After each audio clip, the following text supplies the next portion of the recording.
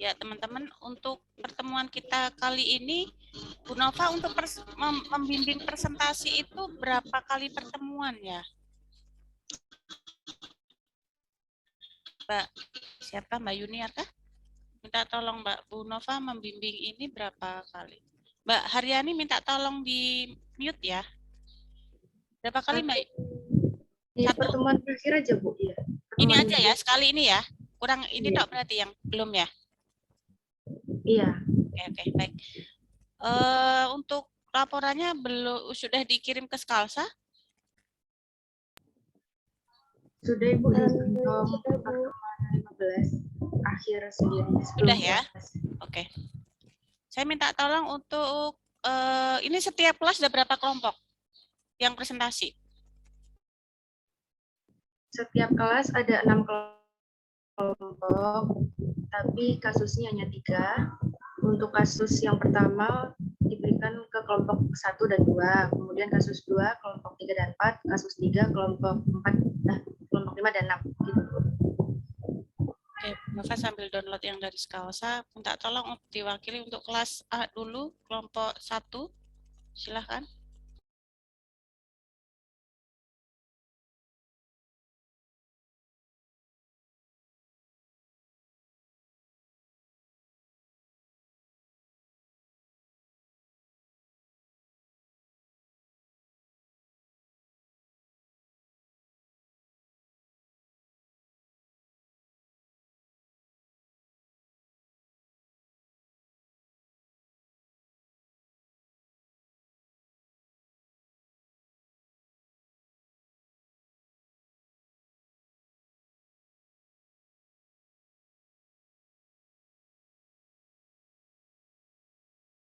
Yang akan presentasi kelas A, kelompok 1 siapa?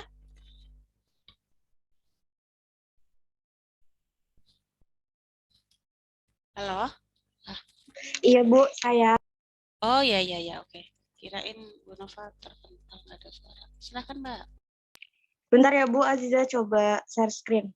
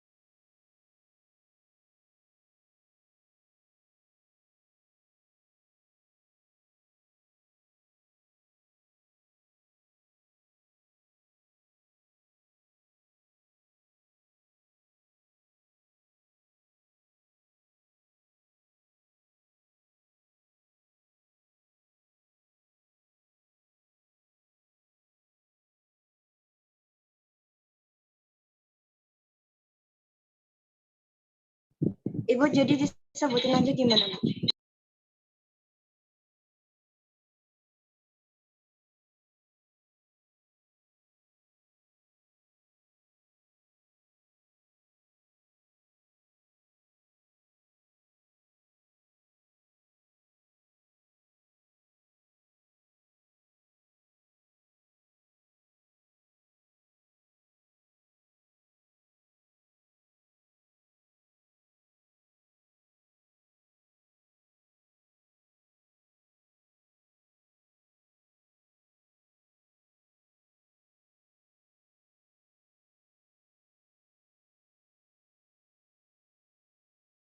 Ini langsung dibacain aja atau gimana, Bu?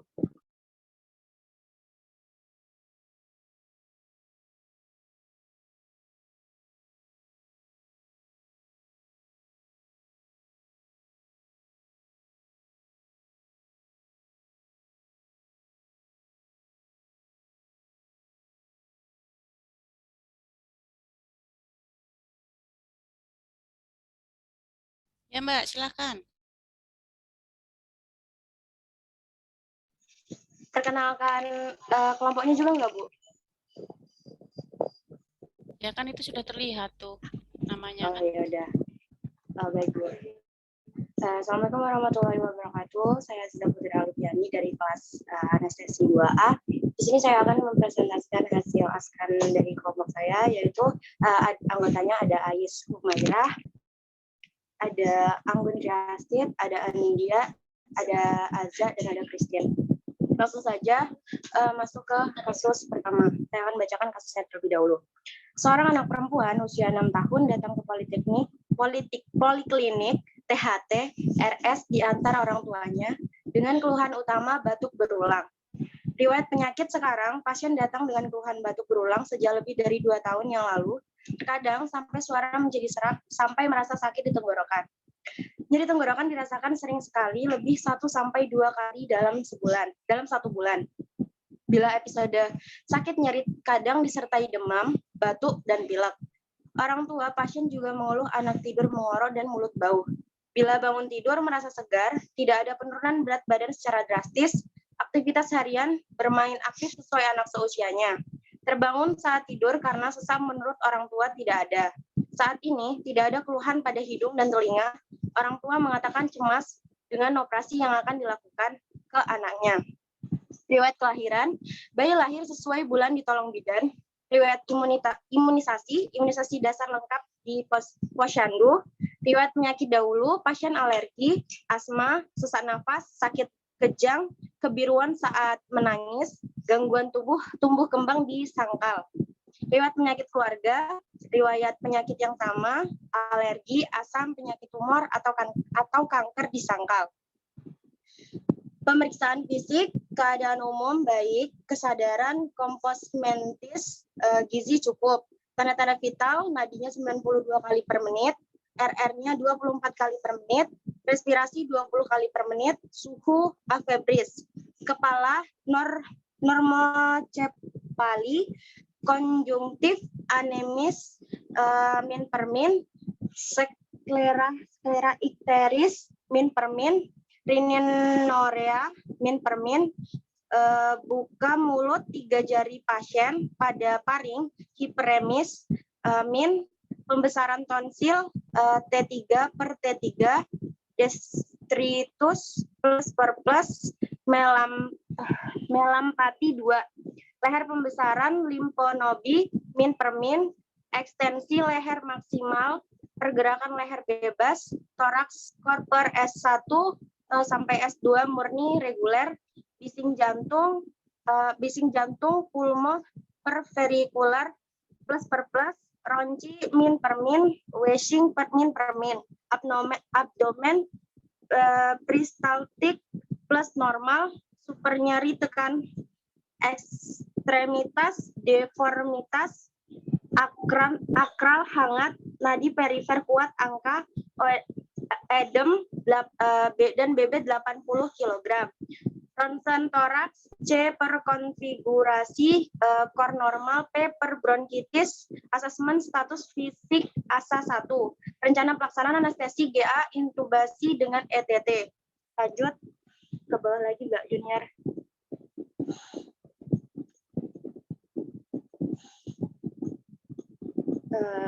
Bisa lanjut langsung ke analisis data aja.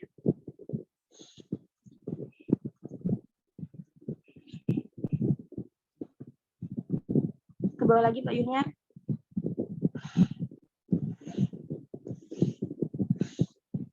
Masuk ke analisis data. Jadi simptomnya DS-nya pasien mengeluh. Ke atas lagi Mbak. Kelewatan.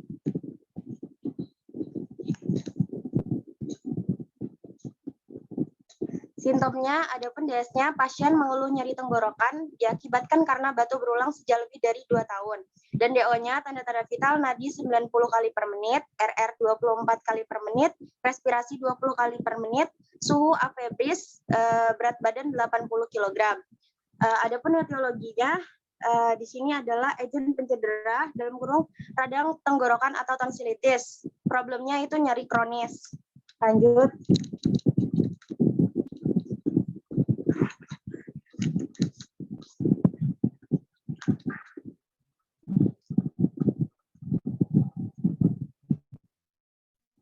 Tadi problem masalahnya yaitu nyeri kronis karena adanya batuk berulang selama lebih dari 2 tahun, penyebabnya radang tenggorokan atau tonsilitis.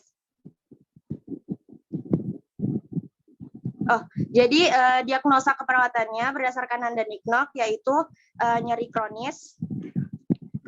Nyeri kronik. Ke atas lagi, Mbak. Aduh.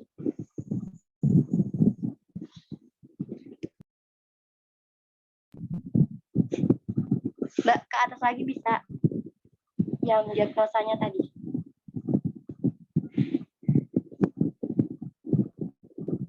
Sudah terlihat belum? Belum. Nggak jalan. Ya, aku nggak jalan sih. Oke, aku lihat di teman aja. Nggak apa-apa. Oke, diagnosa keperawatannya berdasarkan Handa Nicknock yaitu nyeri kronik berhubungan dengan agent pencedera radang tenggorokan atau tonsilitis karena adanya batuk berulang selama lebih dari 2 tahun. Lanjut ke bawah.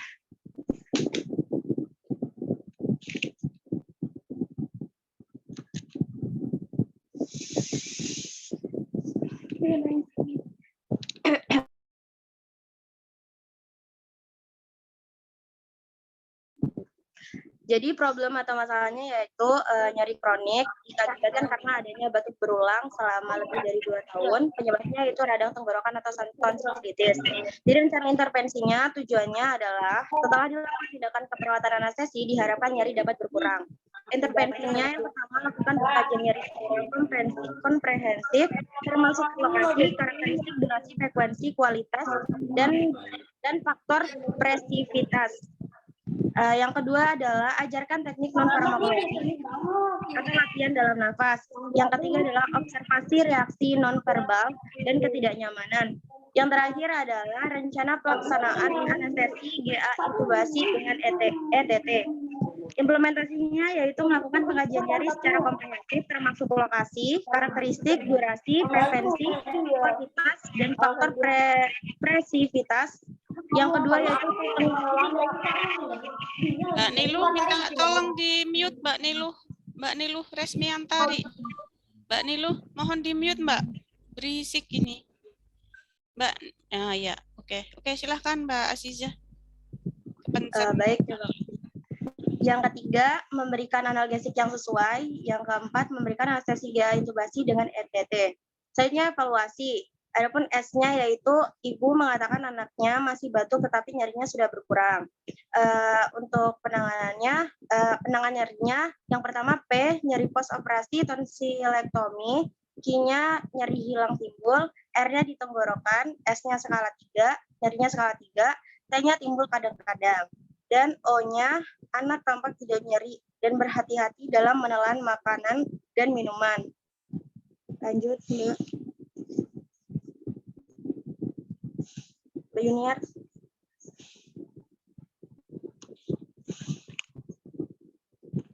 Asesmennya status fisik ASA 1 dan P-nya planningnya lanjutkan intervensi. Sekian dari saya, terima kasih. Assalamualaikum warahmatullahi wabarakatuh. Assalamualaikum warahmatullahi wabarakatuh. Mbak, saya minta tolong dilihatkan sebelum analisa data Mbak, kayak mana Mbak? Ini memang diagnosis masalah kesehatannya cuma satu kah? Cuma satu toh Mbak. Nah itu Bu, sebenarnya bingung banget kemarin tuh Bu. Jadi Azizah takut salah, jadi yang Azizah yakin aja nyari kronis gitu, yang lainnya nggak ditulis gitu. Soalnya bingung banget. Oke, yang sebelum analisis data, bukan dari awal. Sebelum analisis data apa yang kalian tulis? kayak keluhan utamanya, riwayat penyakit sekarang sama riwayat kayak keluarganya gitu, Bu. Terus ke bawah terus.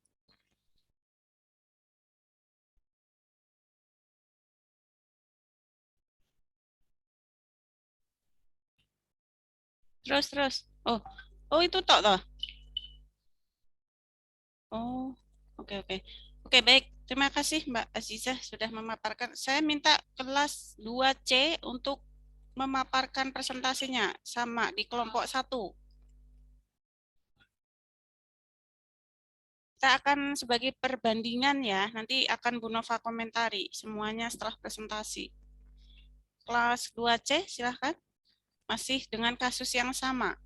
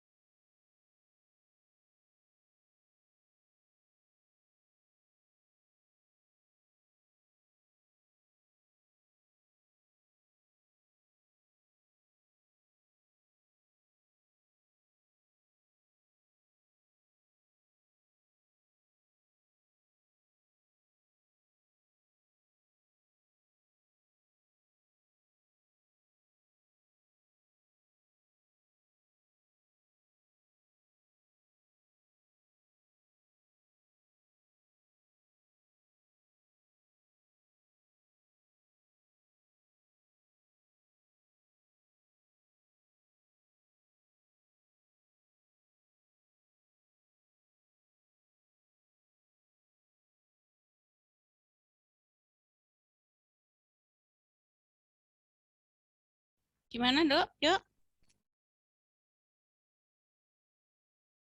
Baik, Bu, sebentar, Bu.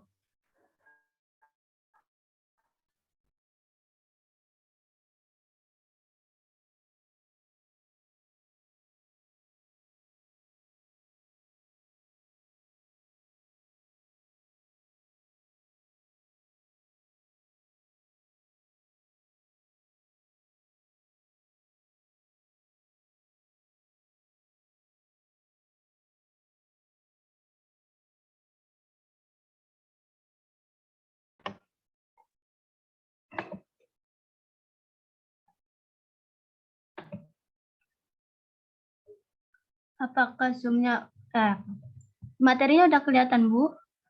Sudah. Sebentar. Langsung ke analisa data, Mbak.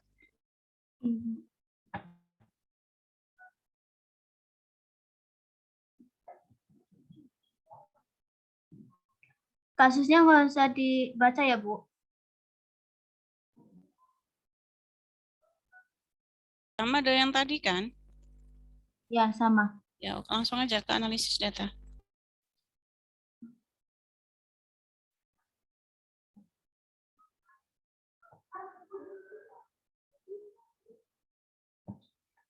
Assalamualaikum warahmatullahi wabarakatuh. Saya di sini perwakilan dari kelompok 1C. Yaitu data analisa sistemnya, data objektifnya itu RR24 kali 1 kali per menit. Pilek sama data subjektifnya tidur, mengorok, dan mulut bau.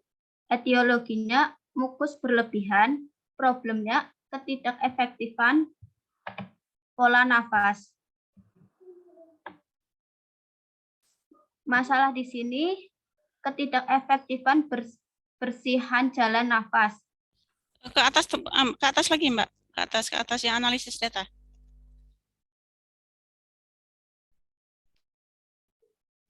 Ke analisa data. Analisis ya, Bu. Mana? Iya, analisis datanya mana?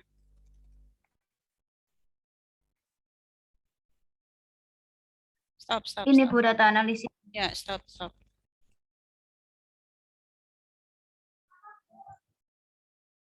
Kalian sih semester berapa ya?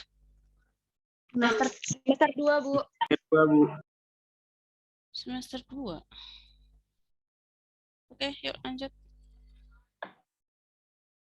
Ya, masalah yang kita ambil adalah ketidakefektifan bersihan jalan nafas. Itu rincian intervensi tujuannya setelah dilakukan tindakan selama 1 kali 60 menit, hambatan dalam pertukaran gas teratasi dengan kriteria hasil lebih NOx dengan label 0410. Indikatornya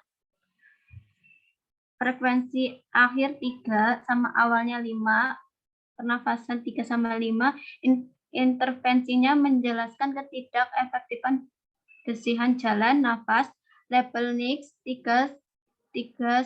140, 1 buang sekres dengan memotivasi pasien untuk melakukan batuk atau menyedot lendir. Yang kedua, motivasi pasien untuk bernafas pelan dalam berputar dan batuk. Implementasi 1. Melakukan proses penyedotan sekret atau lendir. Yang kedua, mengajak pasien untuk bernafas pelan dalam berputar dan batuk. Yang ketiga, mengatur posisi pasien untuk memaksimalkan proses ventilasi. Evaluasi subjek, pasien mengatakan pilek yang sebelumnya dialami sudah hilang. Objek RR 19 kali per menit, analisis ansementi kelompok 1.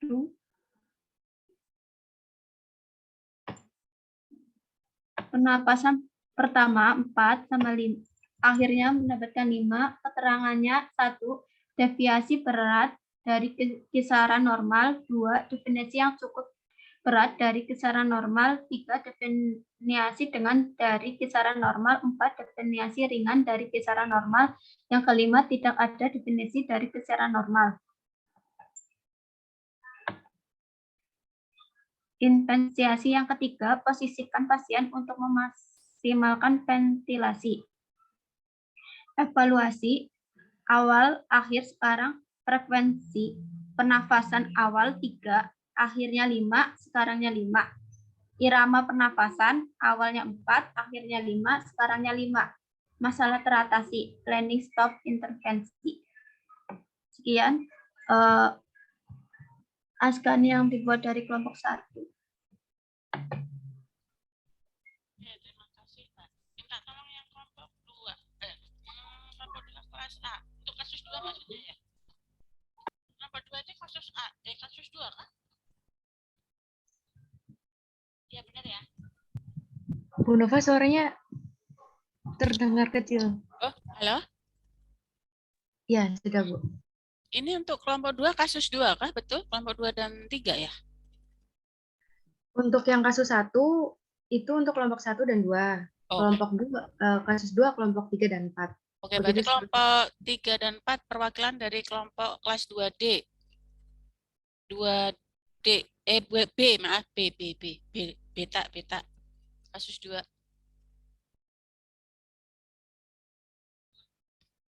Ntar dulu nak.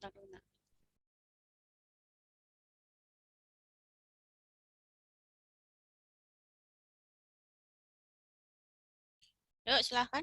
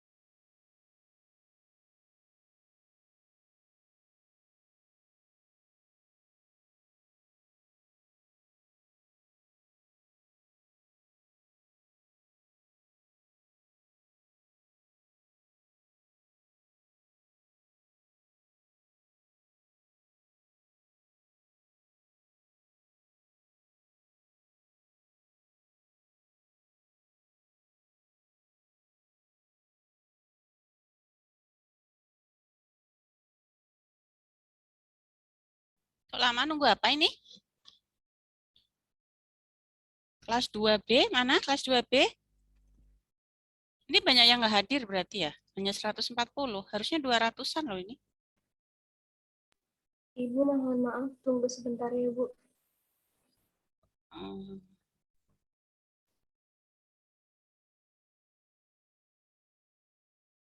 Oke, sambil menunggu kelas 2D, coba Delta. Kelas 2D. Untuk kelompok 3 dan atau 4, kelas 2D. Ada?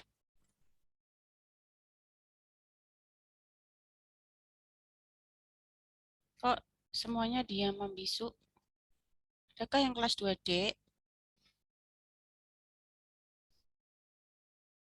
Semuanya on cam dong. Mohon maaf, saya udah bilang berkali-kali kalau kuliah itu harus on cam, kecuali trouble sinyal pakai banget. Saya udah berkali-kali loh perasaan kalau saya bilang mah. Tapi kalau Bu Nova itu wajib on cam. Kecuali kalian ikut webinar. Kalau webinar enggak ada masalah. Tapi kalau ini kuliah, ini kan sama dengan kita di kelas kan. Tatap muka di kelas, cuman ini virtual. Jadi diusahakan tuh on cam, tidak ada yang sambil tiduran, tidak ada yang sambil di kamar mandi dan lain sebagainya. Kalau kamar mandi mah ke belakang sedikit enggak apa-apa, habis itu tetap on cam.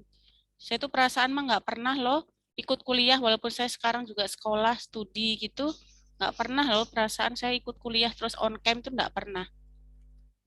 Karena menghargai dosennya yang berbicara, dosennya suruh cuap-cuap tapi pakai tulisan. Sekali lagi ya, saya tekankan kalian masih semester 2.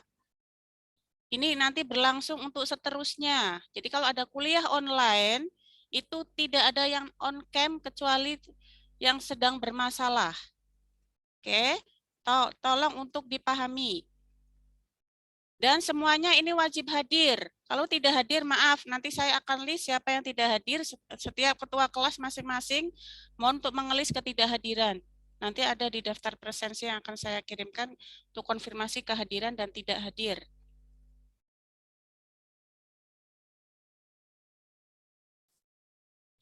Yuk silakan kelas 2D. Siapa kelas 2D yang mewakili kelompok 3 dan 4? Maaf Ibu, untuk kelas D belum bisa presentasi hari ini karena kemarin baru selesai materi sama Bu Olin. Astagfirullahaladzim. Iya toh. Terus materinya Bu Olin tentang apa, Mbak?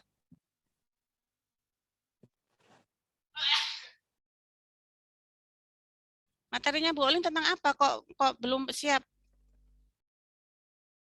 Emang ada hubungannya kalian presentasi dengan materinya Bu Olin? Kemarin baru dikasih kasusnya Ibu. Kemarin baru dikasih kasusnya. Loh, terus apa bedanya dengan kelas ABC? Kasus itu kan nggak harus dengan pertemuan sebetulnya kan. Kalau kayak gini kan jadi mundur semua. Karena maaf ya, Bu Nova nggak tahu. Bu Nova kayaknya dulu juga pernah kita pernah Zoom metodologi keperawatan anestesi ini, kita pernah Zoom atau tidak? Pernah kan? Tidak hanya tidak ada rekaman kan? Maksudnya tidak semuanya rekaman kan? Karena Tidak. apa? Karena kenapa Bu Nova tekankan untuk Zoom, tidak pakai rekaman saja? Karena ini yang Bu Nova takutkan tuh kayak begini nih kalian. Nanti Bu Nova akan jelaskan kenapa Bu Nova agak strict ya, kalau masalah ini ya. Ini Bu Nova akan jelaskan. Emmanuel, siapa yang merasa masih belum on cam, tolong end cam sekali lagi. Kalau tidak ada konfirmasi, Bu Nova akan live-kan, Bu Nova anggap untuk tidak masuk. Supaya kalian terbiasa disiplin, terbiasa menghargai orang ya, karena ini kan kuliah. Bukan ikut webinar. Kelas 2B, kelas 2B udah ready belum? Ibu maaf, Kelas 2B, maaf, beta. Putus-putus suaranya, putus-putus. Putus-putus suaranya. yang Saya nggak dengar. Suaramu putus-putus. Ini yang sinyalnya jelek di saya atau di Anda nih? Silakan kelas 2 beta.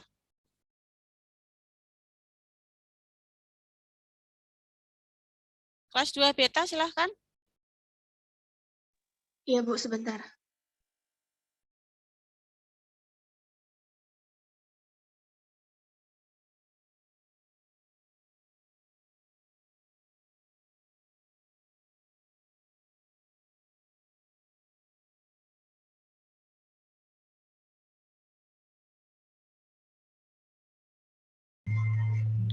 Assalamualaikum warahmatullahi wabarakatuh.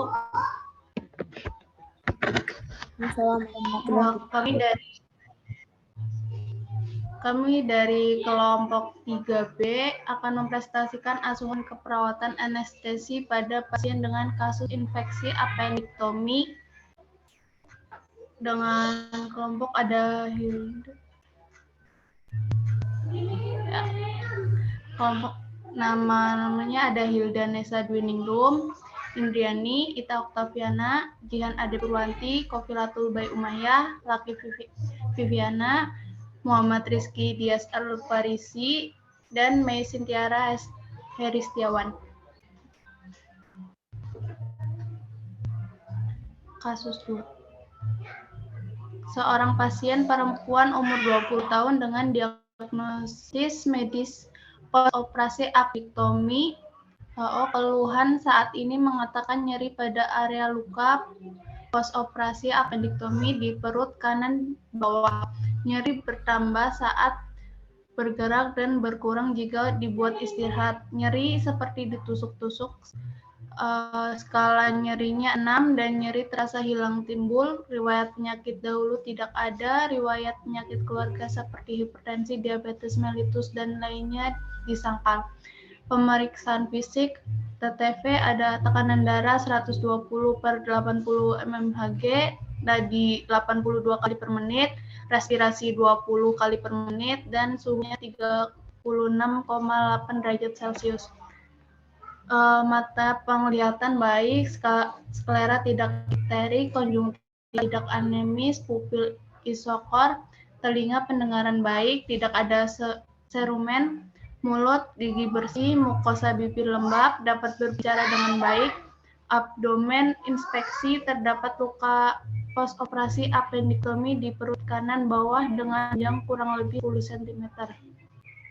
Auskultasi bising usus 8 kali per menit, palpasi ada nyeri tekan, perkusi timpani, genitalia terpasang kateter ukuran 18, aliran lancar, warna urin kuning keemasan, ekstremitas terpasang selang infus RL 500 ml pada tangan di 20 TPM.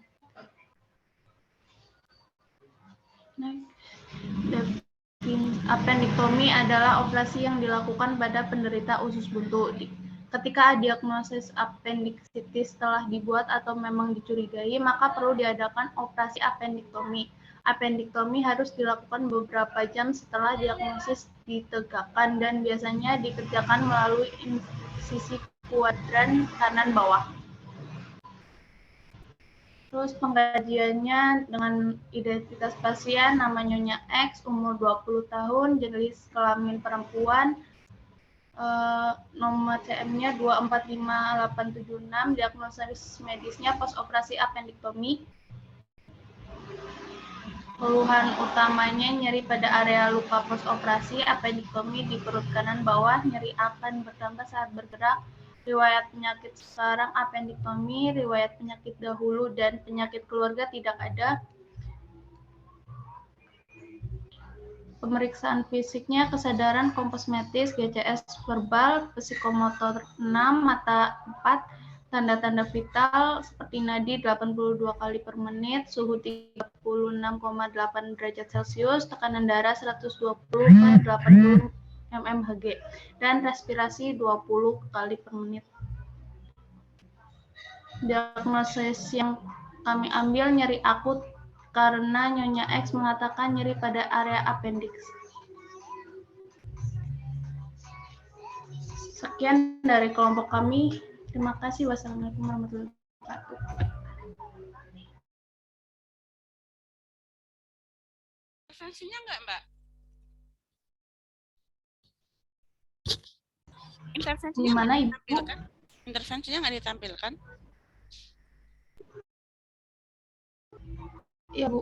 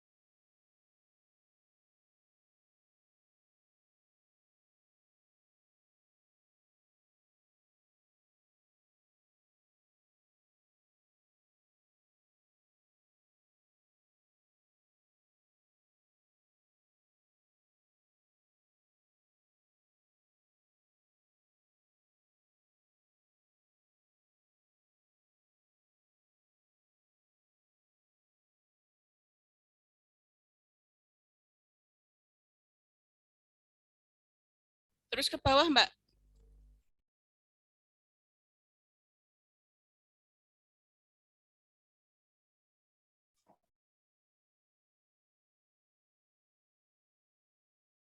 Terus ke bawah. Intervensi, saya lihat intervensi kalian.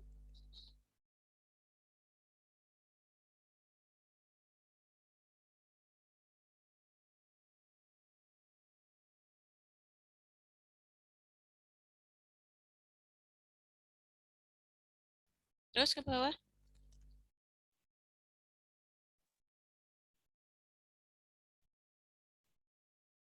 Habis.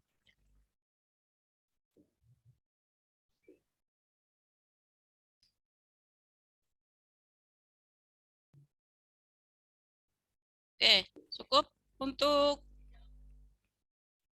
kelompok. Ini kelompok berapa tadi?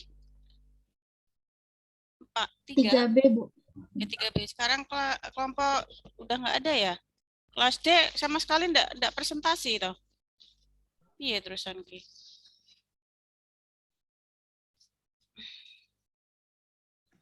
Oke, silahkan untuk kasus kedua untuk kelompok 2 kelas 2A karena kelas 2D enggak bisa presentasi.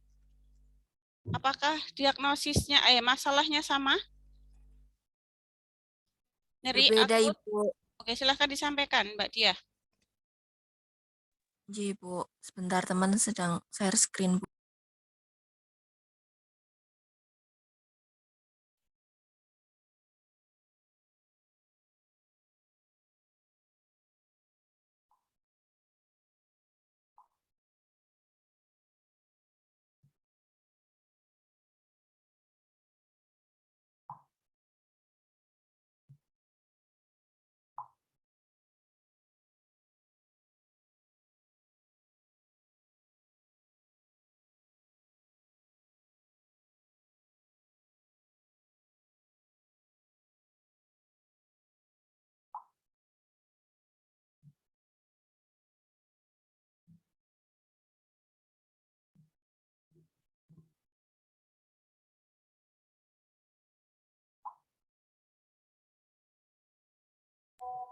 Oh, Ibu mangke niki sudah diwakilkan Aziza, Ibu. Oh, yang kelompok yang kasus 2 kok. Kasus 2 kelas 2 ABC ada perbedaan masalah kesehatan enggak? Tadi kan nyeri ya diangkatnya. Ada yang lain? Sebentar, Junior cek dulu ya Bu ya. Untuk kelompok 3-4-nya.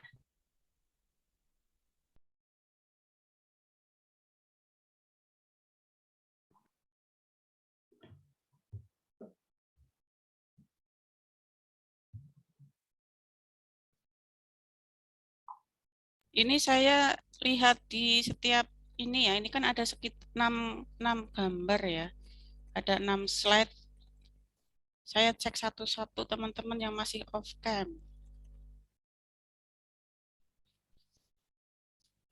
Masih ada beberapa yang masih off cam.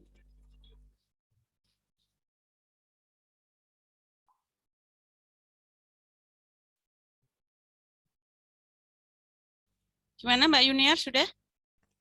Iya, kita itu kasus 1. Ini tuh lagi bahas kasus 2. Kamu dari tadi dengerin nggak sih? Jadi kasus 1 itu udah di Kani. Nih, jadi itu kasus 1 itu kelompok 1 sama 2 itu sama. Mbak Dia sedang bicara sama siapa Mbak Dia? Yang ini, yang kasus 2 kelompok 3-4 kan tadi kan? Yang kelas 2 ABC. Yang tadi kan yang presentasi kan kelas 2 beta. Maksud saya kelas A dan C itu apakah ada perbedaan kelas A dan C untuk kelompok 3 dan 4? Ada menyimak nggak tadi? Untuk kelompok 4 di kelas A, Bu, problemnya saya lihat masih sama. Cuman untuk yang kelompok 3-nya belum store ke saya ini filenya. Oh. Oke, baik lanjut ke kasus 3. Silahkan dari kelompok kelas 2C. Kasus 3. Baik, Bu. Kelompok kami. Izin share screen, Bu. Meli Mutiara, kenapa masih off cam?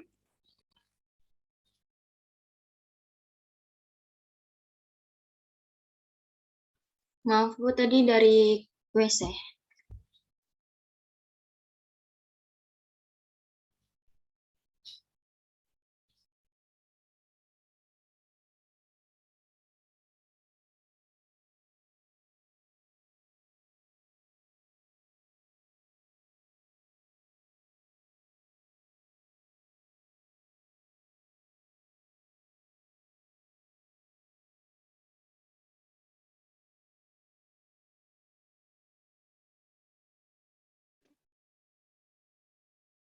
Presentasi.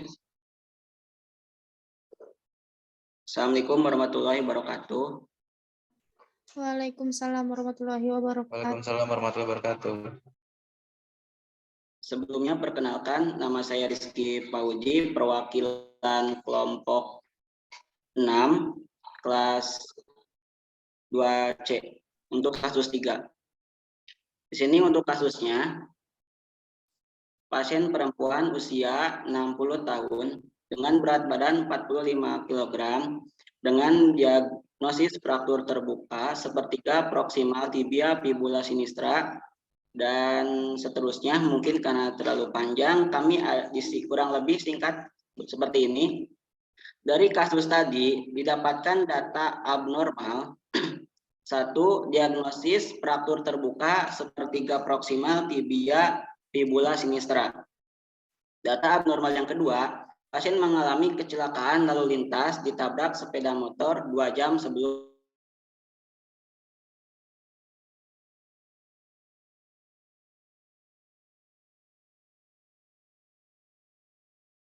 Kok Adam? Mas Fauzi?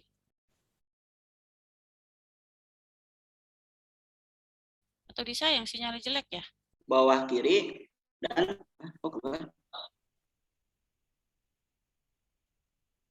Teman-teman putus-putus enggak ya suaranya Mas Fauzi?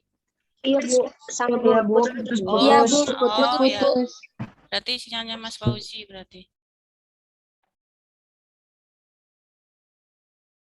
Malah, oh terpental Mas Fauzinya. Kita tunggu sebentar.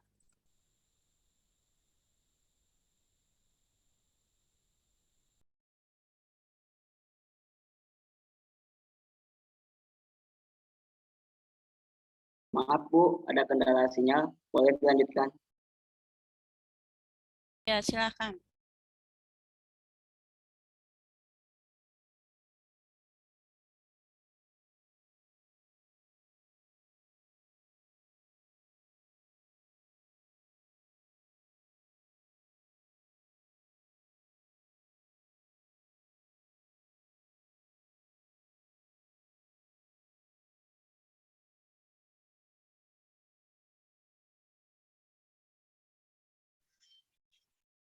Baik, saya coba lanjutkan. Tadi untuk regionnya nyeri tungkai bawah yang sebelah kiri, kemudian skala nyerinya skala nyeri 7. Kemudian untuk time-nya nyeri terus-menerus, terus mengalami benturan pada tungkai bawah kiri. Pasien mengeluhkan nyeri, luka terbuka pada tungkai bawah kiri, mengalami benturan di kepala, pingsan tapi masih ingat kejadian, tanda inflamasi dan pembesaran limfonodi. Pemeriksaan MSCT, kepala didapatkan hematoma ekstrakranial di regio tempora parietalis sinistra dan parietalis sinistra. SDH di regio temporoparietale sinistra dan edema cerebri. Untuk status asanya status asa 2. Nah, dari data tersebut problem dan problem yang kedua yaitu hambatan mobilitas. Adapun data yang memperkuat kenapa kami mengangkat diagnosa nyeri, yaitu dari data subjektifnya berdasarkan rumus PQRS, pasien mengeluhkan nyeri paliatifnya tidak terasa nyeri jika tungkai di bawah kiri diistirahatkan. Provokatifnya nyeri jika gerakan, untuk nyerinya seperti tersayat, untuk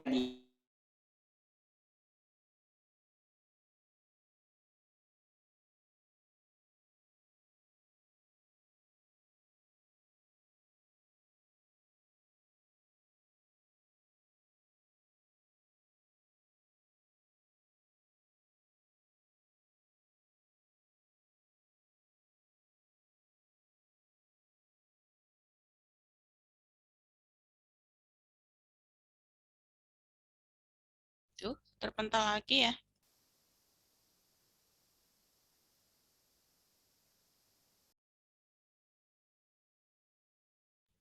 Oke, sambil menunggu Mas Rizky sepertinya terpental.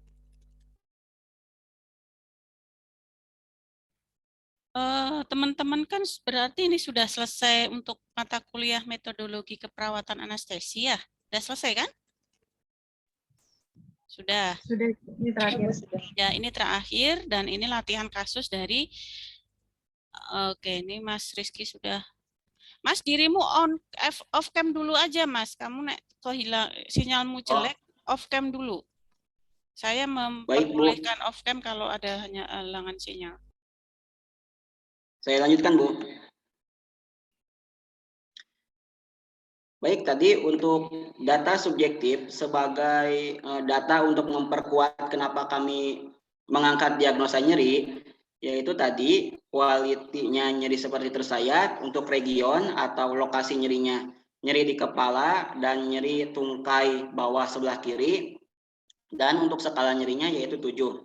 Adapun time waktunya atau episode nyerinya yaitu nyeri terus-menerus. Untuk data objektifnya, 1. Diagnosis fraktur terbuka sepertiga proksimal tibia fibula sinistra.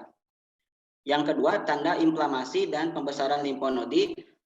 Kemudian pembesaran MSCT kepala didapatkan hematoma ekstrakranial di regio temporoparietalis dextra dan parietalis sinistra. Kemudian data yang keempat, SDH di regio poroparietal sinistra, dan edema cerebri. Kemudian juga untuk data penunjang yang kelima, dijadwalkan operasi ORIP. Yang keenam, luka terbuka pada tungkai bawah kiri. Yang ketujuh, mengalami benturan di kepala. Jadi data subjektif dan objektif ini kami mengangkat diagnosa nyeri. Adapun etiologi atau penyebab nyerinya yaitu dikarenakan agen cedera fisik. Kenapa? Karena di sini ada benturan dan ada luka terbuka. Itulah alasannya kenapa kami mengambil etiologi agen cedera fisik. Itu untuk diagnosa yang pertama. Masalah kesehatan yang pertama. Untuk masalah kesehatan yang kedua, hambatan mobilitas fisik. Nah, adapun data yang memperkuat kenapa kami mengangkat diagnosa masalah kesehatan hambatan mobilitas fisik, yaitu kami sesuaikan dengan diagnosa Nanda. Yaitu satu, pasien mengeluh nyeri, kemudian pasien mengalami kecelakaan lalu lintas ditabrak sepeda motor 2 jam yang lalu sebelum masuk rumah sakit. Adapun PQRS-nya sama seperti tadi. Kemudian pasien mengalami benturan pada tungkai bawah kiri. Itu untuk data subjektif yang menunjang masalah kesehatan yang tadi. Untuk data objektifnya, satu, diagnosis fraktur terbuka sepertiga proksimal tibia fibula sinistra. Kemudian yang kedua, luka terbuka pada tungkai bawah kiri. Yang ketiga, dijadwalkan operasi ORIP. Nah, dengan kedua alasan ini, data subjektif dan data objektif yang kami peroleh dari kasus tadi, maka kami menetapkan bahwa salah satu diagnosa yang kedua yaitu hambatan mobilitas fisik.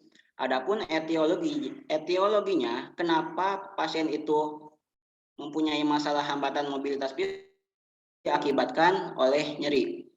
Ini berdasarkan diagnosa yang ada di buku Nanda.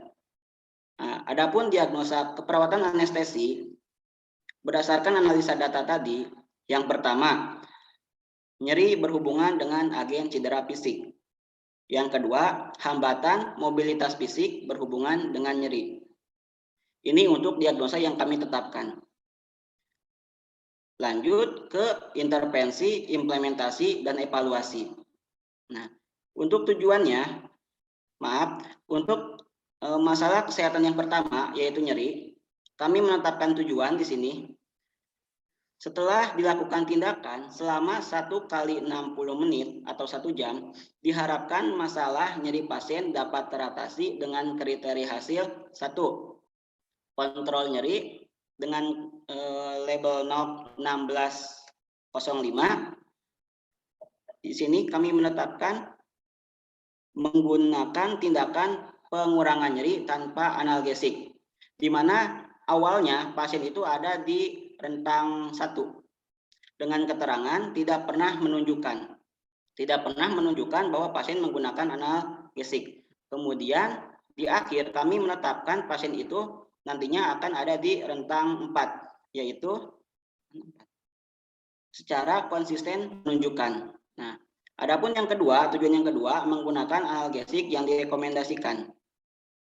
Yang pertama, tetap keterangannya pasien tidak pernah menunjukkan, dan akhirnya kami menetapkan tujuan ada di 5, yaitu secara konsisten menunjukkan. Nah, adapun tujuan yang kedua yaitu tingkat nyeri. Di tingkat nyeri ini, poin pertama, nyeri yang dilaporkan. Awalnya itu 1, yaitu nyerinya berat. Kemudian kami menetapkan tujuan yaitu di akhirnya 4, yaitu nyerinya menjadi ringan. Adapun panjangnya episode nyeri yaitu pertama 1, karena nyerinya itu terus-menerus. Kemudian kami menetapkan tujuan episode nyerinya itu ada di rentang keempat. Nah, kemudian untuk intervensi masalah yang pertama, agar tujuan tadi tercapai, kami menetapkan intervensi. Yang pertama, pemberian analgesik dengan kode NIC 2210. Adapun tindakannya, perintah pengobatan meliputi obat, dosis, dan frekuensi obat yang diresepkan. Kemudian Intervensi yang kedua, terapi relaksasi berdasarkan buku NIK dengan kode 6040. Adapun tindakannya, 1. Gambarkan rasionalisasi dan manfaat relaksasi serta jenis relaksasi yang tersedia. Misalnya musik, meditasi, dan lain-lain.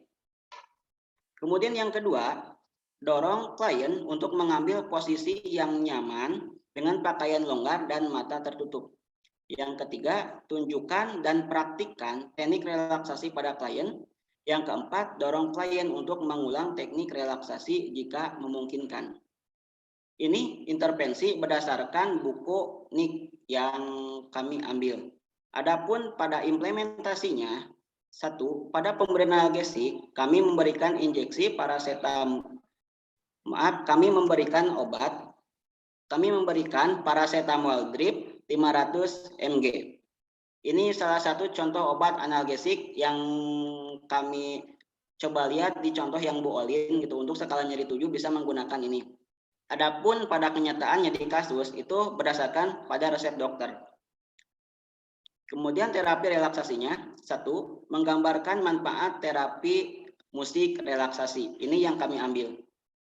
Yang kedua, menganjurkan klien untuk mengambil posisi yang nyaman dengan pakaian longgar.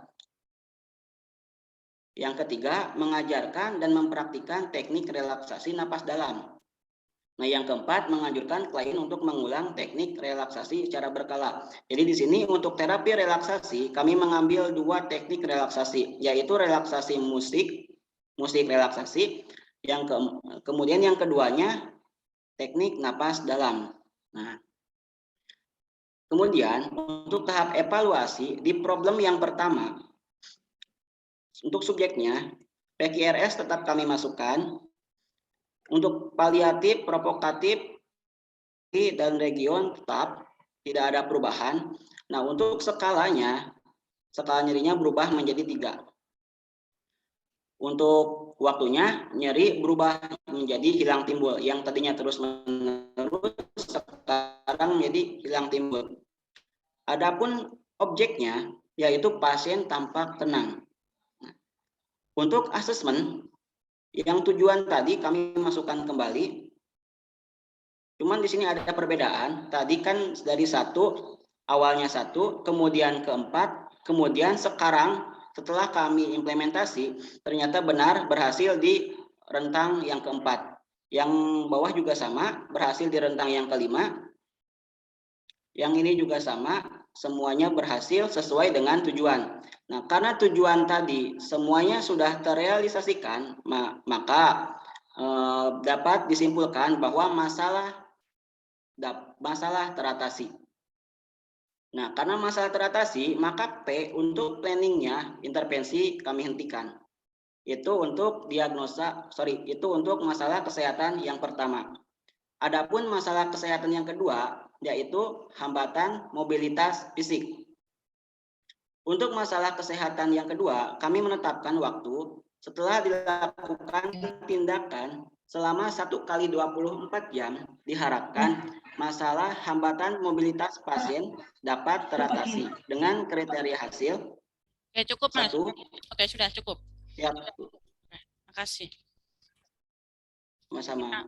Kita bahas ya. Oke, bisa di stop share, Mas Rizky. Kita berikan aplaus dulu untuk semua kelompok yang sudah mempresentasikan hasil karya kelompoknya. Kita berikan action reaction. Oke. Teman-teman, sebelum Bu Nova membahas apa yang sudah teman-teman sampaikan. Kok hilang? Oh, kok mati sih? Oke. Sebelum Bu Nova membahas apa yang sudah dipresentasikan, Bu Nova ingin tanya. Ini kan sudah selesai materinya. Apa di antara metodologi keperawatan anestesiologi yang kalian belum paham, itu tentang apa? Yang paling sulit dipahami banget yang bagaimana? Boleh silahkan. Bu, saya izin bertanya. Silahkan Mbak Yuniar. Iya, terima kasih Bu. Ini yang paling sulit ketika saya melihat kasus, kemudian ada satu problem dan ada indikasi problem lain. Nah, itu untuk menyimpulkan itunya, problem yang akan kita angkat tuh bagaimana. Itu apakah dilihat dari keluhan-keluhan lainnya, Bu? Batasan karakteristik yang berhubungan dengan misalnya kalau ada nyeri, oh apa yang terjadi pada nyeri? Apa seperti itu, Bu? Gitu. Dan jika memang itu problem lain, berarti diagnosanya nggak hanya satu, gitu ya, Bu?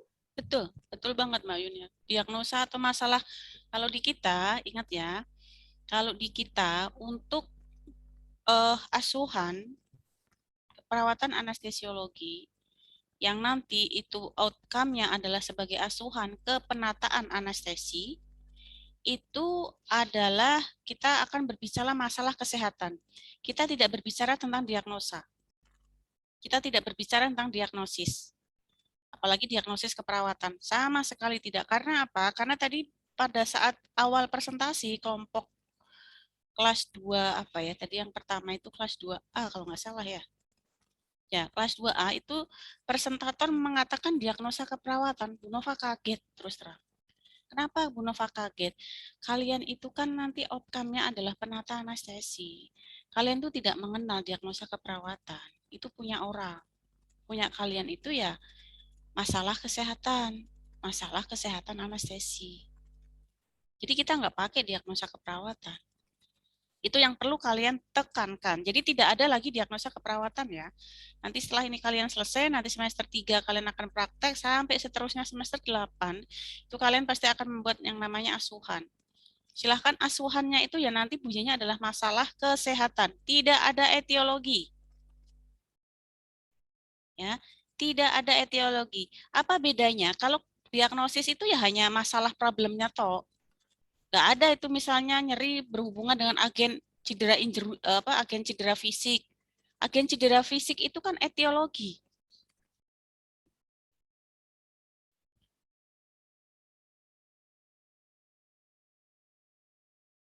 Ya. Nah, terkait dengan pertanyaannya Mbak Yuniar, pertanyaan yang bagus. Jadi memang kalau kasusnya itu banyak, kita pertama yang harus kita ini kan adalah menganalisa pasien ini dia mengalami masalah kesehatan apa saja sih. Nggak harus dia masalah kesehatan itu nggak harus 1, 2, atau 3. Bisa dia 5. Tergantung dari masalah yang muncul di pasiennya. Kenapa ada analisis data? Itu ya karena kita kelompok-kelompokkan. Nggak bisa dong masalah pernapasan dikelompokkan jadi satu dengan masalah pencernaan. Nggak bisa. Oh, dia ada masalah misalnya gastritis, ya. Terus kemudian ada masalah misalnya misalnya nyeri abdomen misalnya ya. Terus ada masalah lagi dia sesak napas karena dia keleken bakso misalnya. Itu nggak bisa digabung jadi satu. Itu menjadi dua masalah yang berbeda. Makanya kita harus jeli bahwa dia masuk ke dalam pengkategorian masalah apa. Apakah memang pernapasan, kardiovaskuler, atau misalnya eliminasi, gastrointestinal, dan lain sebagainya. Itu ya Mbak Yuniar. Jadi tidak menutup satu kemungkinan hanya satu masalah. Oke, terjawab Mbak Yuniar? Iya, Bu Nova, matur nuwun. Oke. Pertanyaan berikutnya. Ini question sebelum Bu Nova tanggapi. Oke, ada? Jelas berarti Ibu, ya? berarti, Oke, silakan Mbak Sisa. Yang dianalisis data tadi berarti simptom, udah itu masalah kesehatan, terus problem gitu ya Bu isinya di Iya. tabel itu. Harusnya nggak ada etiologi. Ya, harusnya nggak ada etiologi. Karena kan di bawahnya itu kan judulnya adalah problem atau dalam kurung masalah kesehatan kan? Di formatnya pun kalau nggak salah seperti itu. Jadi harusnya dianalisis data ya sudah cukup dengan problemnya saja. Tapi itu kan format ya. Makanya Bu Nova kemarin sudah menyampaikan ke organisasi profesi. Ini kita dituntut untuk bahwa asuhan kepenataan anestesi itu kita dituntut untuk hanya masalah kesehatan saja. Tapi kenapa formatnya itu adalah format ada problem, ada etiologi. Itu sudah Bu Nova sampaikan. Tapi yang jelas kalian sudah paham ya, gitu. Gitu ya Mbak Azizah ya. Jadi nanti di dalam intervensi pun itu yang kalian tuliskan ya hanya problemnya saja. Terus kemudian jangan lupa ya, saat kalian menetapkan tujuan. Tadi masih Bu Nova baca, setelah dilakukan tindakan keperawatan. Benar apa salah? Kalau menurut saya salah. Ya, ya sudah, berarti kalau kalian tidak ini ya setelah dilakukan tindakan, sudah titik. Ya, seperti yang sudah disampaikan Mas Rizky Fauzi tadi, itu sudah betul. Kelompoknya Mas Rizky tadi sudah saya nilai sudah bagus banget ya. Untuk seorang pemula itu sudah bagus banget ya. Sepertinya memang paham apa yang sudah diserap dari apa-apa yang sudah diberikan, kayaknya sudah paham. Ya, tapi ada beberapa kelompok yang tadi masih menetapkan setelah dilakukan tindakan keperawatan. Ya, walaupun kita namanya program studi keperawatan anestesiologi, tapi ingat kita adalah merupakan suatu profesi yang mandiri. Jadi jangan sekali-kali Anda bicara bahwa kalian itu nurse. Bukan. Kalian itu adalah PA. Kalian itu penata anestesi yang profesinya berdiri sendiri, mandiri, punya OP sendiri gitu ya. Jadi itu yang bisa Bu Nova tekankan. Terus kemudian Bu Nova ingin menanggapi yang untuk kasus 1. Kasus 1 itu kan tadi ada 2 presentator. Mungkin sebelum Bu Nova ada yang mau menanggapi mungkin dari teman-teman yang presentator tadi. Silahkan sebelum dari Bu Nova. Boleh mengomentari setuju, tidak setuju, dan lain sebagainya.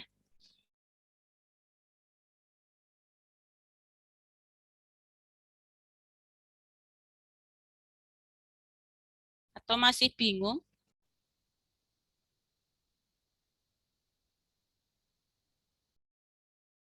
Atau tadi tidak menyimak? Jadi bingung yang mau ditanyakan apa? Ada? Mau komentari? Mungkin coba saya akan bergeser ke slide nomor 5.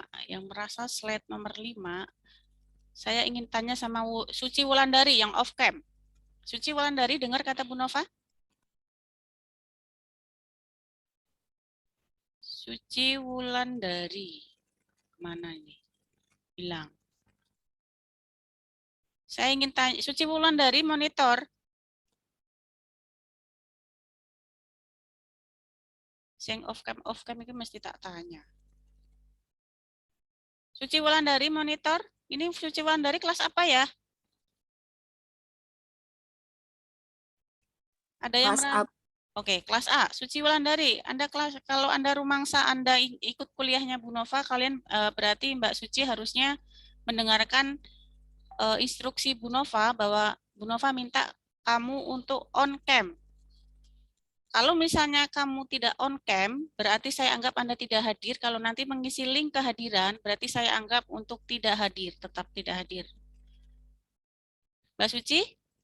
Karena bisa aja kalau kalian off cam itu bisa aja HP-nya di mana, kalian tinggal tidur, ya sama aja nggak ikut kalau kayak begitu mah. Oke, baik Mbak Suci, berarti saya anggap nggak masuk ya. Fitrah Anissa? Fitrah Anissa ada? Oke, gitu.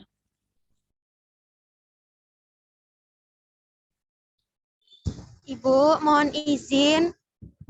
Ya? Saya lagi di perjalanan, takutnya nanti atau ada jaringan jelek atau saya off cam, saya izin ya Bu. Tapi saya pakai handsfree masih mendengarkan. Iya, nggak apa-apa Mbak. Saya nggak minta, tapi yang jelas saya dari tadi nggak apa-apa kan bilang, kalian nggak apa-apa off cam asal ada konfirmasinya. Kan saya bilang gitu, tinggal di chat aja. Baik, Mohon Bu, maaf Bu, terima saya off kasih. cam karena saya sedang di jalan, bla bla bla bla, sinyal nggak stabil, boleh kok. Jadi Bu Nova itu ingin melatih kalian tuh disiplin, apa kata instruksi ya dipatuhi. Nanti supaya kalian terbiasa nanti di lahan pada saat kalian bekerja pun ya kalian akan mendengarkan apa instruksi. Oke, silahkan Chandra. Chandra Ahmad. Nah loh, ngobrol dari tadi. Ini kelihatan kamu tuh ngobrol dari tadi. Yuk, silahkan tanggapi Mas Chandra. Tanggapi dari presentasi kelas ABC. Ada yang kamu mau ini enggak? Bu, izin bertanya. Ya, silakan. Kepada yang presentasi kasus 1, nggak tahu tadi yang mana ya, yang menetapkan diagnosa, yang menetapkan masalah kesehatan nyeri. Apa data penunjang yang bisa memperkuat bahwa bisa mengangkat masalah kesehatan nyeri. Sementara kan yang presentasi kedua tadi nggak tahu dari kelas mana, itu angkat masalah kesehatan yaitu kebersihan jalan napas. Itu Bu. Terima kasih. Ya, terima kasih. Silahkan ditanggapi. Terima kasih pertanyaannya Mas Fauzi.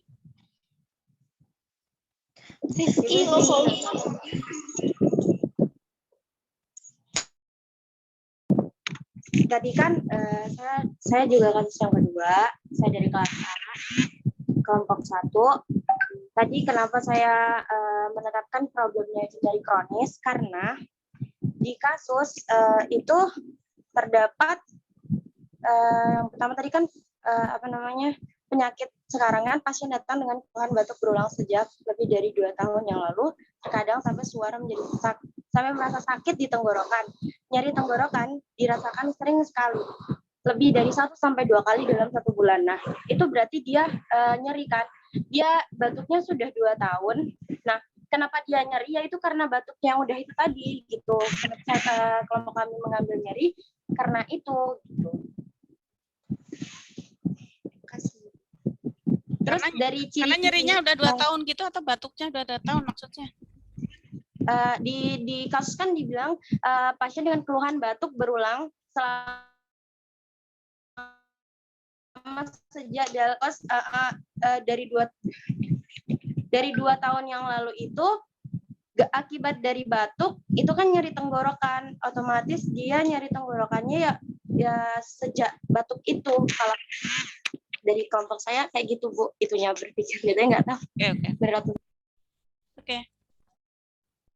Silakan. Terima kasih Mbak Azizah untuk klarifikasinya. Berikutnya untuk kelompok yang bersihan jalan napas tadi. Mas Fauzi, untuk jawaban Mbak Azizah masih ada yang mau ditanggapi Mas? Sudah cukup Bu. Oke, makasih. Mas Rizky Fauzi ini dari apa sih? Dari SMK kah? Iya Bu. Oh, pantesan. Oke, silakan dari kelompok yang itu.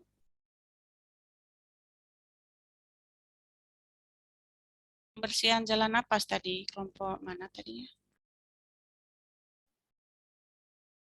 Bu Nova, mohon izin. Ya, silakan. Bu, ini saya mau tanya kepada Bu Nova ini, karena ada sedikit perbedaan problem antara kasus 3 dengan Mas Rizky tadi sama kelompok 56 dari kelas A. Di Mas Rizky tadi ada hambatan mobilitas fisik, dan sedangkan di kami temukan subdural hematom. Sebentar Bu. Kami temukan adanya subdural hematom itu. Kalau ada perbedaan dipresentasikan aja, Nduk, ditampilkan aja, Nduk. Coba, Nduk.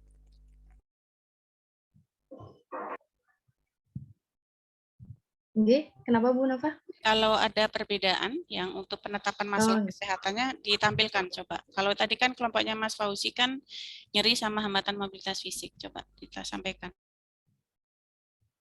Ya Bu Nova.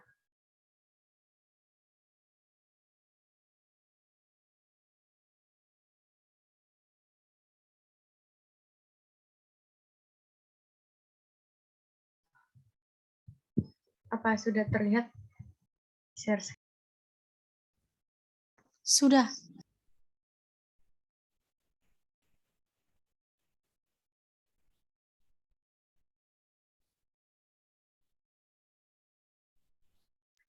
Oke, baik. Terima kasih Bu Nova. Ini dari kasus 3 tadi, dari kelompok 56 kelas A, kita sepakat dengan masalahnya terkait agen cedera fisik, yaitu nyeri akut ya, diakibatkan oleh fraktur itu tadi. Berikut DS dan DO-nya masih sama. Kemudian yang kedua kita temukan masalah yaitu di cedera kepala karena adanya subdural di regio tempor parietal sinistra dan edema cerebri. didapatkan dari data MSCT kepala, yaitu hematom ekstrakranial di regio temporoparietalis dextra dan parietalis sinistra. Untuk masalahnya, resiko ketidakefektifan perfusi jaringan otak yang berhubungan dengan cedera otak atau agen cedera biologis ya yang ditandai dengan prehipertensi, yaitu terlihat tekanan darahnya 140/90. Di sini masih menggunakan referensi Nanda Nicknock ya. Untuk agen cedera fisik nyeri akutnya masih sama. Untuk yang perbedaannya, masalahnya ini setelah dilakukan tindakan kepenataan selama 10 menit, diharapkan adanya kecukupan aliran darah melalui pembuluh darah otak untuk Stop, Mbak. mempertahankan Mbak, coba ke atas lagi, Nduk. Ini intervalnya fungsi resiko perfusi jaringan, kah? Ada 2 masalah tadi ya? Ada 2 masalah. Yang pertama kita sama nyeri akutnya, Ibu. Terus yang kedua, karena adanya observasi dari asuhan keperawatan terkait MSCT subdural hematom itu. Bukan asuhan keperawatan loh. Ayo. Asuhan. Ini Bu, data objektif. Jangan bilang asuhan keperawatan ya, itu punya orang. Data objektif yang telah kami temukan itu tertera dari MSCT ini, dari pemeriksaan MSCT kepala didapatkan hematom ekstrakranial di regio temporoparietalis dextra. Oke, yang di atas, Dok, yang analisis data coba, Mbak. Yang kedua, Mbak, analisis data. Yang kedua kok beda sama bawah? Problemnya cedera kepala, problemnya? Iya, problemnya cedera kepala. Loh, lah kok di bawahnya tadi intervensi Bu Nova baca apa tadi resiko perfusi cerebral kah? Kok beda? Nah, enggak itu Bu, kan junior kan masih ini kan, kami masih bingung untuk menetapkan suatu masalah, terus mengambil suatu masalah itu benar atau tidak untuk dilakukan tindakan gitu. Oke. Jadi kami ingin tanya, ini apakah benar Ibu seperti ini gitu? Oke, ini diagnosis bunyinya ya, berarti keliru ya, harusnya masalah kesehatan saja. Ya, jadi nyeri saja, sama kalau Anda mau ambil resiko ketidakefektifan perfusi jaringan otak, ya sudah, nggak ada kata-kata yang berhubungan dengan bla bla bla, kalian itu masuk etiologi.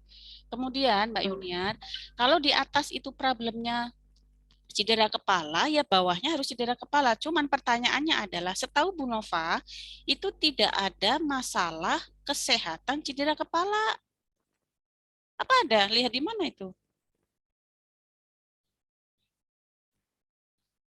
Untuk yang data ini Bu, data MSCT itu berarti bukan termasuk cedera kepala nih? Oh bukan, masukannya ke DO, Nduk. Hasil CT scan, kemudian radiologi, apapun, hasil lab, tekanan darah. Kemudian tadi yang ditanyakan Mas Rizky, tanda-tanda objektifnya, kalau tadi Bu Nova lihat yang dipresentasikan Mas Rizky, itu belum ada tanda-tanda vital, tanda-tanda hemodinamik pasien yang mengarah ke nyeri. Orang kalau nyeri, apalagi skalanya 7, dia masuk ke dalam kategori berat, ya, sedang sampai berat lah ya, karena ada beberapa referensi, itu paling tidak ada peningkatan nadi. Nah, itu sebagai dasar dia masuk ke data objektif. Kalau dia nyeri hebat banget, itu bisa sampai dengan peningkatan tekanan darah, jadi harus dimasukkan. Jadi kalau yang Mbak Yuniar itu sampaikan tadi di analisis data, coba ke atas, Dok, analisis datanya, Dok.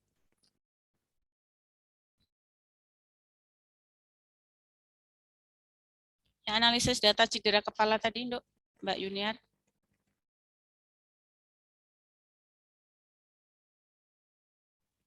Mbak Yuniar. Ya, oke. Iya, sampun diarahkan. Oke. Nah, ini pasien mengeluh nyeri di kepala. Nah, kenapa ini DS ini masuk ke sini, Mbak? Padahal sudah masuk di atas, toh. Coba, data nyeri akut pasien mengeluh nyeri sudah ada belum?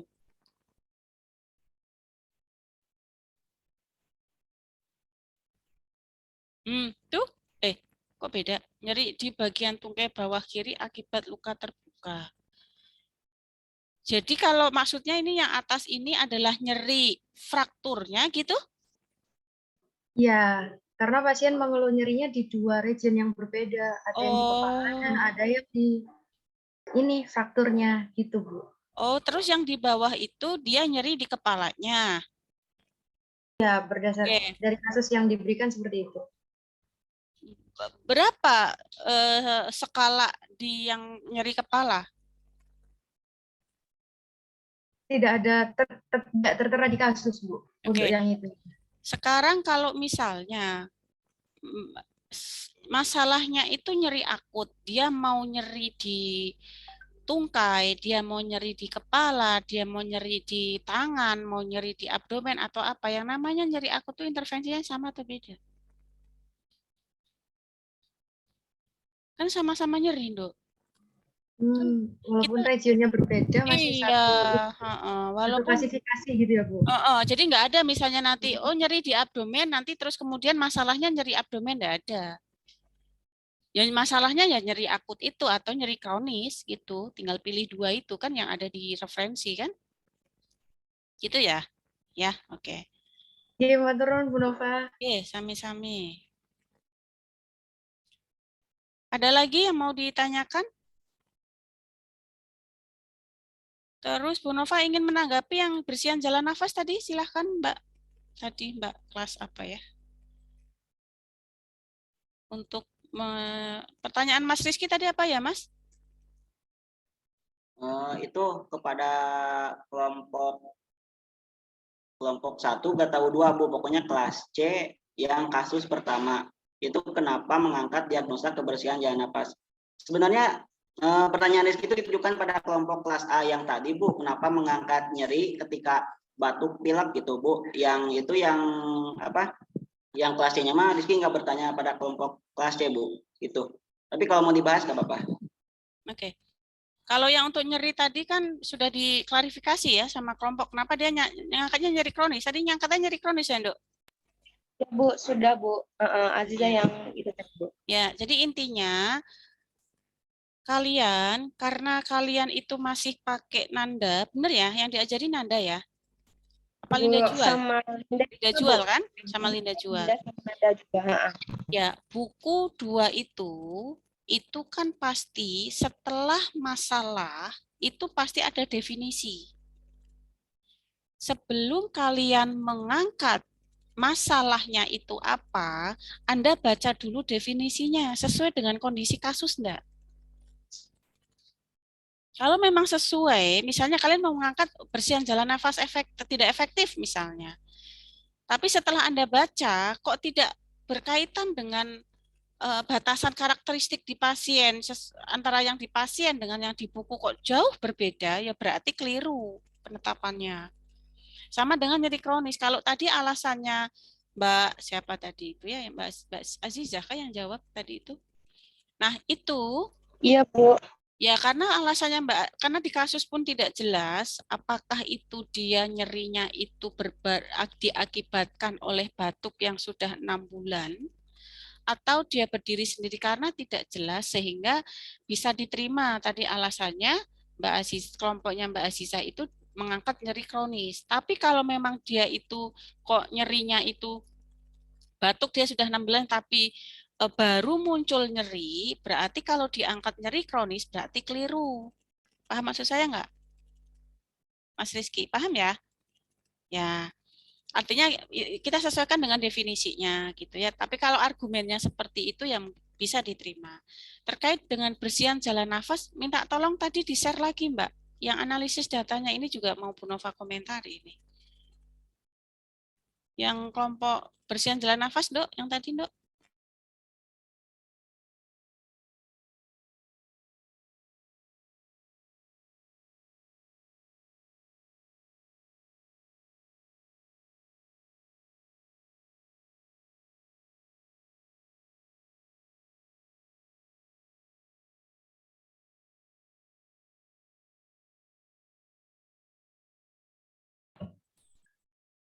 Ini, Bu.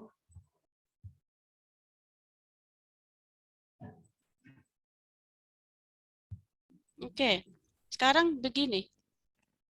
Apa alasan, pola nafas ya, bukan bersihan jalan nafas ya? Pola nafas ya? Iya. Ya. Oke, sekarang saya tanya kenapa? Kenapa Anda mengangkat pola nafas tidak efektif berhubungan dengan mukus berlebih? Datanya RR24, kemudian ada pilek, kemudian tidak mengorok, tidur mengorok, dan mulut bau. Coba diberikan alasannya, Mbak. Kok ini pola napas, tapi yang di bawah kok bersihan jalan nafas, tuh kok beda, Mbak? Pola nafas sama bersihan jalan nafas itu beda loh. Tahu nggak perbedaannya apa? Ada yang tahu? Kapan Anda mengangkat pola napas, kapan mengangkat bersihan jalan napas tidak efektif? Ada yang tahu? Izin menjawab, Bu. Ya, silakan Mas Rizky. Untuk pola napas berarti ada masalah di pola napasnya, misalkan di respirasinya meningkat dan lain sebagainya, atau ada masalah di paru-paru. Nah, ini bisa di pola napas masalah. Kemudian untuk ketidakefektifan bersihan jalan napas, untuk khusus yang bersihan jalan napas, ini karena ada sumbatan di jalan napasnya, Bu. Seperti itu, Bu. Kalau yang pola napas apa, Mas? Untuk yang pola napas kurang lebih ada masalah di pola pernapasannya. Misalkan di respirasinya harusnya normal gitu. Ini meningkat jadi 26 kali per menit dan seterusnya. Atau ada masalah misalkan di parunya, terus pasiennya mengeluhkan sesak. Nah, itu bisa mengangkat diagnosa pola napas. Kalau bersihan jalan napas tadi ada sumbatan di jalan napasnya. Ya, terima kasih, Mas. Jadi, ya jelas pola napas dan bersihan pola napas sama jalan itu kan beda. Nah, jalan itu berarti RW-nya. Kalau kita bicara anatomi sistem pernapasan itu kan dari hidung nanti masuk kan ke faring, kemudian ke trakea, bronkus, bronkiolus. Nanti mentoknya di alveoli. Selama ada RW itu berarti jalan napas. Berarti dari hidung sampai ke bronkiolus. Itu permasalahannya. Kalau misalnya dia ada numpuk sekretnya numpukin yang jalan napas, ya berarti bersihannya jalan napas. Tapi kalau misalnya dia bermasalahnya di alveolinya, dia bermasalahnya di mana? Paru-parunya, itu pola napas. Pola itu apa berarti? Cara. Ya, jadi misalnya pasiennya terbantu dia terpasang oksigen, yang harusnya dia spontan dia dibantu terpasang oksigen 3 liter per menit, itu kan berarti polanya udah terganggu. Kalau pola napas itu breathing-nya yang bermasalah, bukan RW-nya. Ya, jadi kalau dia keleken bakso, kesedak bakso, itu jalan napas yang tidak efektif atau pola napas tidak efektif? Nek keleken bakso, jalan napas, iya. Jalan napas. Kalau misalnya dia ada sekret numpuk neng bronkus, ya, dia sekret numpuk neng bronkus, itu jalan napas apa pola napas? Pola napas. Apa sih, Bu? Mukus atau sekret numpuk di bronkus? Jalan napas. Jalan napas, Bu. Jalan napas, ya. Kalau misalnya pasiennya di hasil ronsennya itu paru-parunya terisi cairan, itu pola napas atau bersihan jalan napas? Pola nafas. Pola napas, Bu. Kalau misalnya paru-parunya ada masanya, ada tumornya atau ada kankernya, pola napas atau bersihan jalan napas? Pola nafas. Pola napas. Intinya adalah breathing dan RW-nya. Sama-sama dua-duanya bisa terjadi peningkatan RR. Bisa dua-duanya terjadi sesak. Bisa. Tapi yang bermasalahnya kita lihat di mana. Itu perbedaannya. Lah ini kok beda pola napas di bawah bersihan jalan napas. Yang benar yang Dindo. Iya, Bu, kemarin waktu ngerjain ketemunya pertama ini ketidakefektifan pola nafas, terus cari ke Nikdok nggak ada, terus ketemu lagi ketidakefektifan bersihan jalan nafas. Nah, kita udah mau amit ini, tapi kita lupa nggak ganti ini, Bu. Oke. Oke, sebentar ya.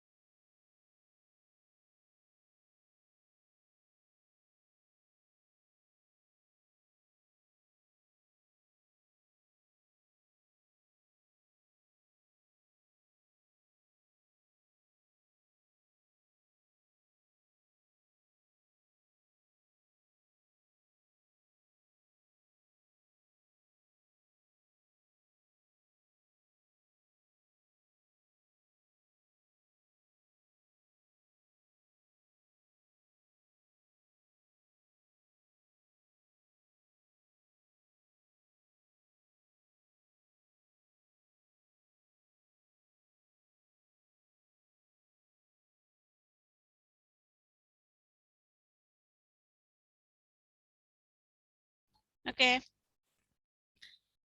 Itu ya. Jadi begini. Ini yang benar yang bersihan ya, Mbak? Apa tadi yang benar ya? Yang benar ketidakefektifan bersihan jalan nafas. Oke, yang bersihan ya. Kenapa alasannya Anda mengangkat bersihan, Mbak? Tuh, ini ya beda meneh. Setelah dilakukan tindakan selama 1 kali 60 menit, hambatan dalam pertukaran gas teratasi. Ini beda lagi. Ini beda lagi, Mbak. Ini pertukaran gasnya yang bermasalah atau atau jalan napasnya yang masalah. Jadi, gini ya. Ada 3 masalah pernapasan yang bisa kalian angkat di sistem pernapasan. 1, airway-nya kah? 2, masalah di paru-parunya kah? Berarti breathing-nya dia bermasalah. Atau yang ketiga, dia pertukaran gasnya yang bermasalah. Ada 3. 1, airway berarti jalan nafas. 2, breathing berarti pola nafas. 3, berarti pertukaran gasnya. Berarti di alveolinya dia bermasalah. Ini kan alveoli fungsi untuk pertukaran gas oksigen dan O2. Kalau kalian itu mau mengangkat ketiga-tiganya, tiga-tiganya sama, RR-nya bisa meningkat. Sesak napas, semuanya akan sama gitu karena kembali lagi ke sistem pernapasan. Tapi bedanya kalau kalian mau mengangkat pertukaran gas harus ada data apa kira-kira? Tahu? Analisa gas darah. Harus ada pemeriksaan analisa gas darahnya. Dia hipoventilasi kah, hiperventilasi kah, berapa nilai tekanan CO2, berapa kadar oksigen di dalam darahnya, berapa pH di dalam darah arterinya, itu semuanya harus ada. Kalau kalian tidak punya data analisa gas darah, kok Anda mau mengangkat pertukaran gas, ya enggak bisa. Gitu, ya. Ini beda lagi, Mbak siapa tadi ya? Pertukaran gas harusnya ya ini setelah dilakukan tindakan selama 1 kali 60 menit, bersihan jalan napas kembali efektif. Begitu. Ya, gitu. Oke, dilanjutkan, Mbak. Silahkan tadi argumennya apa? Kita 5 menit lagi selesai ya. Nanti Bu Nova closing statement. Alasannya apa tadi, Dok?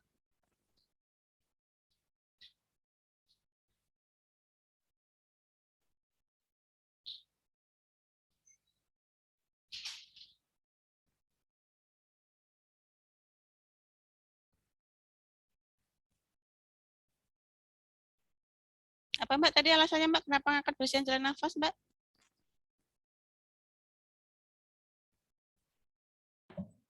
Pasien mengalami batuk dan pilek.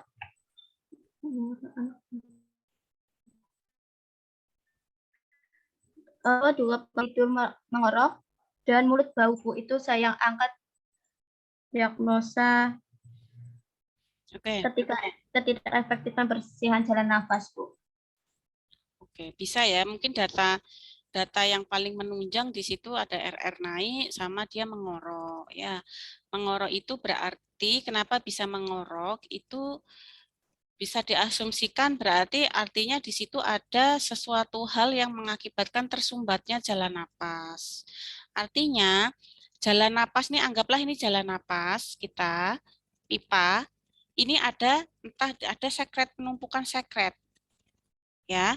Nah, sehingga aliran udara ini yang harusnya smooth tidak ada suara karena ada hambatan sekret tadi menumpuk di jalan napas sehingga menimbulkan suara ya. Nah, Anda harus nanti Anda mungkin butuh ini lagi ya. Masing-masing suara tambahan pernapasan itu Anda harus bisa jeli. Apa bedanya mengorok, apa bedanya wheezing, apa bedanya snoring.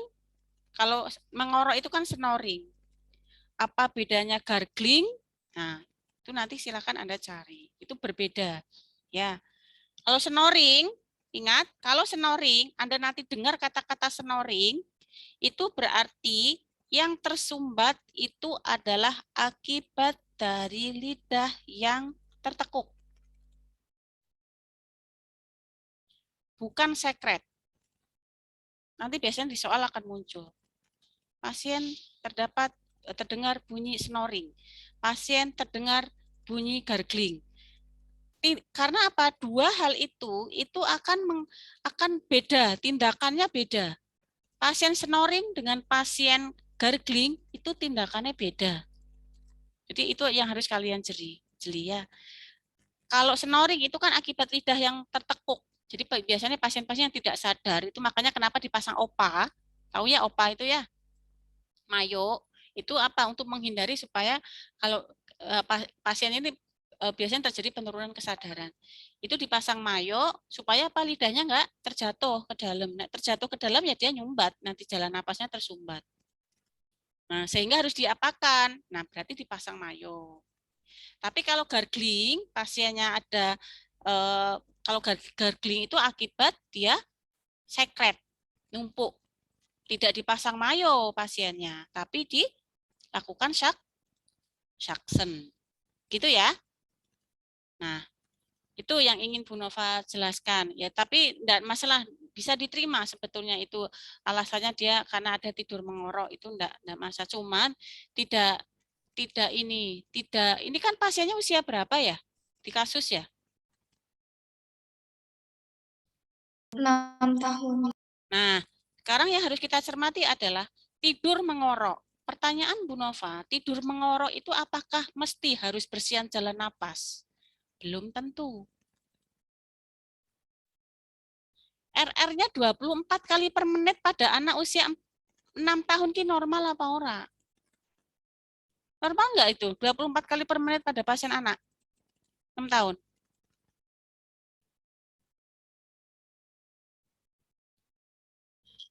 Pasien RR kita berapa sih normalnya? Normal ya, Bu. Hmm. Karena setahu saya anak itu RR-nya 22 sampai 34 ya, Bu, usia 3 sampai 6 tahun. Iya. Ya kan? Berarti kan masih normal, harusnya nggak masuk ke data dong. Dan kita kaji lagi, apakah memang dia bersihan jalan napasnya memang tidak efektif. Nah, karena apa? Di sini datanya nggak lengkap tadi. Kelompok 2 itu mengangkat bersihan jalan nafas itu tidak lengkap. Anda belum melakukan pemeriksaan auskultasi. Apakah ada ronki? Apakah ada bunyi bising atau tidak? Wong tidure ngorok, Mas Chandra tidure ngorok. Ya nek Mas Chandra tidure ngorok, Mas Wahyu Saputra tidure ngorok, ya berarti bersihan jalan napas nanti tidak efektif dong. Ya, gitu ya. Oke, itu yang bisa Bu Nova sampaikan. Any question untuk yang terakhir? Ada yang mau ditanyakan? Sedikit Pak, ini kan masih latihan teman-teman ya. Latihan, nggak apa-apa ini untuk dasar ya. Ini sebagai bekal nanti kalian semester 3 sudah mulai praktek untuk membuat asuhan. Nah, pesannya Bu Nova cuma satu, tolong diingat-ingat, cuma satu, jangan sampai Bu Nova secara pribadi marah. Apa? Jangan sekali-kali bilang asuhan keperawatan. Jangan sekali-kali bilang diagnosa keperawatan. Pasti kalau ketemu Bu Nova pasti dimarahin. Ingat ya? Oke, ingat ya? Gak boleh bilang apa? Asuhan keperawatan, diagnosa keperawatan. Ya, udah itu. Terus jangan bilang lagi saya adalah perawat yang bertugas di sini dari jam sekian sampai jam sekian. Itu biasanya kalian kalau OC nanti sebelum praktek itu nanti ada OC. Biasanya kayak gitu. Saya adalah mahasiswa, saya adalah perawat. Wah, wassalam. Itu ya kali kamu tuh perawat, masalah. Itu ya. Tekankan ya. Karena kalian profesi mandiri PA, penata anestesi ya. Oke, cukup? Cukup ya? Oke, baik. Kalau tidak ada lagi yang mau ditanyakan, Bu Nova sudah cukupkan sampai di sini. Kalau nanti masih ada pertanyaan, boleh sambil chat ataupun apa, saya kirimkan link presensi dulu. Saya mohon link presensi ini hanya diisi oleh yang hadir. Ada di poin terakhir itu hanya diisi oleh komting atau ketua kelas. Jadi ketua kelas harus mengelis mana yang hadir dan mana yang tidak, karena saya butuh konfirmasi kehadiran. Ya, saya akan share dulu. Silahkan nanti isi ini. Dulu copy.